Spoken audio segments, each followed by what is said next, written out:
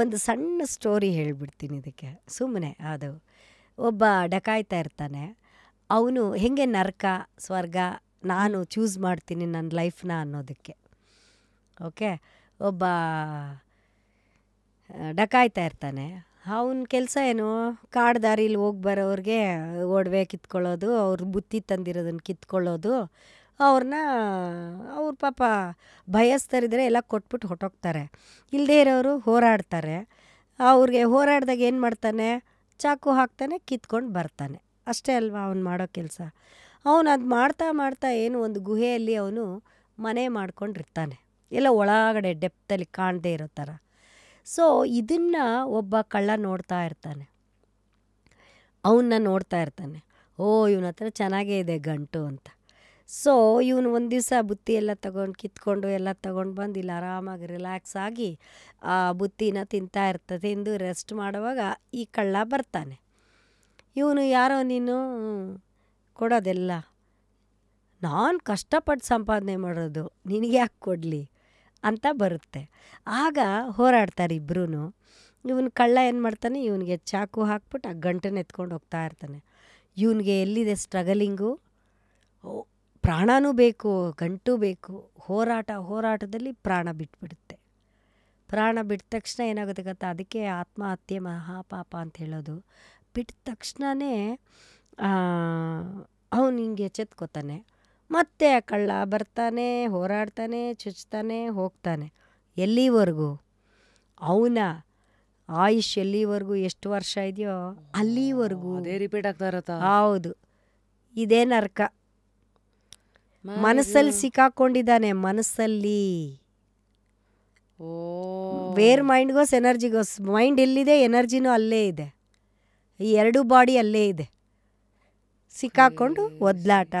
ಇನ್ನು ಹಂಗೆ ಮಾಡಿದ್ರು ಅಷ್ಟೇ, ಸೂಸೈಡ್ ಮಾಡಿಕೊಂಡ್ರು ಅಷ್ಟೇ. ಅದಕ್ಕೆ ಅದನ್ನು ಹೇಳೋದು ಆತ್ಮಹತ್ಯೆ ಮಹಾಪಾಪ ಅಂತ. ಅವರೇ ಪಾಪ ಮಾಡ್ಕೊಂಬಿಟ್ರು. ಈಗ ಉದಾಹರಣೆಗೆ ಯಾರೋ ಆಕ್ಸಿಡೆಂಟಲ್ಲಿ ಹೋಗಿರ್ತಾರೆ. ಹೌದು. ನನ್ನೊಬ್ಳು ಲಿಸ್ನರ್ ಇದ್ಲು, ಸಾರಿ ಇದೊಂದು ಡೌಟಾ ಕೇಳ್ತಾ ಸಂಧ್ಯಾ ಅಂತ, ತುಂಬಾ ದೊಡ್ಡ ಪಾಪ ನನ್ನ ಫಾಲೋವರು. ಅವಳು ರೀಸೆಂಟ್ ಆಗಿ ರೋಡ್ ಕ್ರಾಸ್ ಮಾಡ್ಬೇಕಾದಾಗ ಒಂದು ಯಾವುದೋ ಗಾಡಿ ಬಂದು ಗುದ್ದಿ ಸ್ಪಾಟಲ್ಲೇ ಹೋಗ್ಬಿಡ್ಲು ಮ್ಯಾಮ್ ಅವಳು. ಸೊ ಈ ಥರ ಆದವ್ರಿಗೆ ಹೆಂಗಂದ್ರೆ ಯೂಶಲಿ ಅದು ಡಿಪೆಂಡ್ಸ್ ಹೇಳ್ತೀನಿ. ಇವಾಗ ಆ ಶಾಕ್ ಕೆಲವ್ರಿಗೆ ನೋಡ್ರಿ, ಏನಾದರೂ ಜೋರಾಗಿ ಏಟು ಬಿದ್ದಾಗ ಫೇಂಟ್ ಆಗಿಬಿಡ್ತಾರೆ ಅಲ್ವಾ. ಏಟು ಬಿದ್ದಾಗ ಅವ್ರು ಸಾಯ್ತಾರೋ ಏನಾಗ್ತಾರೋ, ಫೇಂಟ್ ಆಗಿಬಿಟ್ಟು ಡಿಸ್ಕನೆಕ್ಟ್ ಆದಾಗ ಒಬ್ಬೊಬ್ರಿಗೊಂದೊಂದು, ಅದೇ ಹೇಳಿದ್ದು 7 ಲೋಕಗಳಲ್ಲಿ ಕೆಳಗಡೆವರೆಗೂ ಪ್ರತಿಯೊಂದು ಲೋಕನೂ ಅನಲೈಸ್ ಮಾಡಿಸಿದ್ದಾರೆ ನನ್ನ ಕೈಯಲ್ಲಿ. ಆಯಿತಾ, ಇದು ಯಾಕೆ ಅಂತ ಇದಕ್ಕೊಂದು ಸ್ಟೋರಿ ಇದೆ. ಇದನ್ನು ಕಂಪ್ಲೀಟ್ ಮಾಡ್ತೀನಿ, ಆಮೇಲೆ ನೆಕ್ಸ್ಟ್ ಈ ಸ್ಟೋರಿ. ಈ ಡಕಾಯ್ತ ಏನಾಯಿತು, ಇವನು ಹೀಗೆ ಅವ್ನಿಗೆ 40 ವರ್ಷ ಇತ್ತು ಅಂದ್ಕೊಳ್ಳೋಣ. ಇನ್ನು 40 ವರ್ಷ ಆಯುಷ್ಯಿತ್ತು. 40 ವರ್ಷನ ಅನುಭವಿಸಿದ ಮೇಲೆ ಇವನು ಚಿತ್ರಗುಪ್ತನ ಹತ್ರ ಕರ್ಕೊಂಡು ಹೋಗ್ತಾರೆ. ಈಗ ಅಲ್ಲಿ ಚೆಕ್ ಮಾಡ್ತಾರಲ್ಲ, ಚಿತ್ರಗುಪ್ತ ಚೆಕ್ ಮಾಡ್ತಾನೆ ಇವನು ಏನೇನು ಅಂತ. ಸೊ ಅವ್ನು ಹೇಳ್ತಾನೆ, ಇಲ್ಲ ಇವನು ಕರ್ಮ ಎಲ್ಲ ಇವನೇ ಅನುಭವಿಸ್ಬಿಟ್ಟಿದ್ದಾನೆ. ಅಂದರೆ ಅವ್ನು 100 ಜನಕ್ಕೆ ಚುಚ್ಚಿರ್ಬೋದು, 100 ಜನದ ಹತ್ರ ಕಿತ್ಕೊಂಡಿರ್ಬೋದು. ಎಷ್ಟು ಸಲ ರಿಪೀಟ್ ಆಯ್ತು ಇವನಿಗೆ, ಮಲ್ಟಿಪಲ್ಲಲ್ಲಿ ವಾಪಸ್ ಬಂತು. ನಾನು ಏನು ಮಾಡ್ತೀನಿ ನನಗೆ ಅದು ಮಲ್ಟಿಪಲ್ಲಲ್ಲಿ ವಾಪಸ್ ಬರುತ್ತೆ, ಖಂಡಿತ ಬರುತ್ತೆ. ಅದು ಯಾರಾದರೂ ಅಷ್ಟೆ. ಬಂತು, ಮಲ್ಟಿಪಲ್ಲಲ್ಲಿ ಅನುಭವಿಸ್ಬಿಟ್ಟಿದ್ಯಾ, ಬಿಡಪ್ಪ ನಿನ್ನ ಕರ್ಮ ನೀನೇ. ಸೊ ಈಗ ನೀನು ಎಲ್ಲಿ ಹುಟ್ಟಬೇಕು ಹೇಳು. ಅವನು ಹೇಳ್ತಾನೆ, ಅವನು ಹೊಟ್ಟೆಯಲ್ಲಿ ಹುಟ್ಟಬೇಕು. ಯಾಕೆ, ನಿಂದೆಲ್ಲ ಆಗೋಯ್ತು, ಕರ್ಮ ಕ್ಲಿಯರ್ ಆಗೋಯ್ತು. ನೀನೀಗ ಇಲ್ಲ, ನಂದೆಲ್ಲ ತಗೊಂಡೋಗಿದ್ದಾನೆ ಅವನು. ನಂದು ಡಿಸೈಡ್ ಮಾಡೋದ. ಹೌದು, ಆ ಮನಸ್ಸು. ಅದಕ್ಕೆ ಮತ್ತೆ ಪುನರಪಿ ಜನನಂ. ಸೊ ಈಗ ಆ ಮನಸ್ಸು ಅವ್ರು ಹೇಳ್ತಾರೆ, ಚಾಯ್ಸ್ ಇದೆ, ನಮಗೆ ಚಾಯ್ಸ್ ಇದೆ.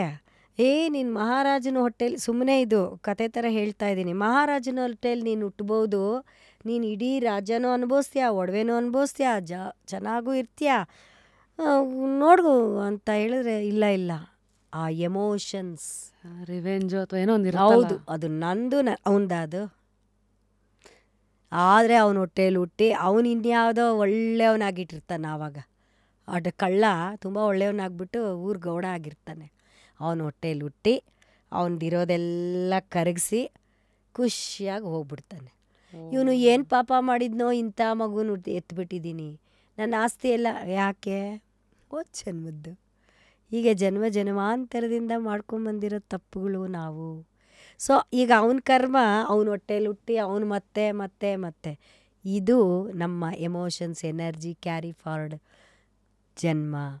ಇನ್ನು ನೀವು ಹೇಳೋದಕ್ಕೆ ಆ ಬಂದಾಗ ಹುಡುಗಿದು ಹಾಂ, ಆಕ್ಸಿಡೆಂಟ್. ಇದು ಎಷ್ಟೋ ಜನದ ಈ ಥರ ಎಲ್ಲ ಕ್ವಶನ್ಸ್ ಕೇಳ್ತಾರೆ, ಎಲ್ಲಿದ್ದಾರೆ ನೋಡಿ, ಹೇಗಿದ್ದಾರೆ ನೋಡಿ.